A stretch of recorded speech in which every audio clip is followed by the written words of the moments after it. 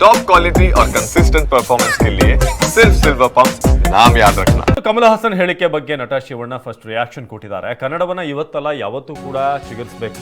ನಾವು ಕನ್ನಡಕ್ಕಾಗಿ ಹೋರಾಡ್ತೀವಿ, ಬೇಕಾದ್ರೆ ಸಾಯ್ತೀವಿ ಅಂತ ಶಿವಣ್ಣ ರಿಯಾಕ್ಷನ್ ಹೇಗಿತ್ತು ಅಂತಂದ್ರೆ, ಒಂದ್ ಕಡೆ ಕಮಲ್ ಹಾಸನ್ ಅವ್ರ ಜೊತೆಗಿನ ಸಂಬಂಧ ಕೂಡ ಚೆನ್ನಾಗಿರಬೇಕು, ಇನ್ನೊಂದ್ ಕಡೆ ಕನ್ನಡದ ಪರವಾಗಿ ಧ್ವನಿ ಎತ್ತಿರುವಂತಹ ವಿಚಾರವೂ ಕೂಡ ಕನ್ವೆ ಆಗಬೇಕು. ಆ ರೀತಿಯಾಗಿತ್ತು. ಒಂದು ಕ್ಲಾರಿಟಿ ಕಂಡು ಬರಲಿಲ್ಲ. ಬರೀ ಮಾತಾಡಿ ದೊಡ್ಡ ಪೋಸ್ ಕೊಡೋದಲ್ಲ, ಹೊಸ ಸಿನಿಮಾಗಳಿಗೂ ಕೂಡ ಪ್ರೋತ್ಸಾಹ ಕೊಡಬೇಕು ಅಂತ ಬೇರೆ ಒಂದು ದಿಕ್ಕಿನಲ್ಲಿ ಮಾತನಾಡ್ತಾ ಹೋದ್ರು ಅಂತ ಅನಿಸ್ತು. ಕನ್ನಡಕ್ಕೆ ನಾವೇನು ಮಾಡ್ತಿದ್ದೀವಿ ಅಂತ ನೀವೇ ಹುಡುಕಿ, ಕನ್ನಡಕ್ಕೆ ನಾವು ಮಾಡಿದ್ದೀವಿ ಅಲ್ಲಿ ಬಂದಿರುವಂಥ ಪ್ರಶ್ನೆ, ಕಮಲ್ ಹಾಸನ್ ಅವರ ಸ್ಟೇಟ್ಮೆಂಟ್ ನೀವು ಒಪ್ತೀರಾ ಇಲ್ವಾ ಅನ್ನೋದು ಪ್ರಶ್ನೆ. ಕನ್ನಡ ಪ್ರೋತ್ಸಾಹ ಮಾಡಿ ಹೆಂಗೆ ಕನ್ನಡ ಬೆಳೆಯುತ್ತೆ ಹೇಳಿ. ಕಮಲ್ ಹಾಸನ್ ಹೇಳಿಕೆ ಬಗ್ಗೆ ಅವರೇಲ್ಲಿ ಬಂದಿದ್ರು, ನೀವು ಕೇಳ್ಬೋದಾಗಿತ್ತು, ಅವ್ರನ್ನ ಬೆಂಗಳೂರಿಗೆ ಬಂದಾಗ ಪ್ರಶ್ನೆ ಮಾಡ್ಬೋದಾಗಿತ್ತು ಅಂತ ಶಿವಣ್ಣ ಹೇಳಿದ್ರು. ಪ್ರೀತಿ ಅನ್ನೋದು ಯಾರೋ ಒಬ್ರು ಮಾತಾಡಿದಾಗ ಮಾತ್ರ ಬರಬಾರ್ದು, ಇದು ಥ್ರೂಔಟ್ ಆಗಿ ಇರಬೇಕಿದೆ.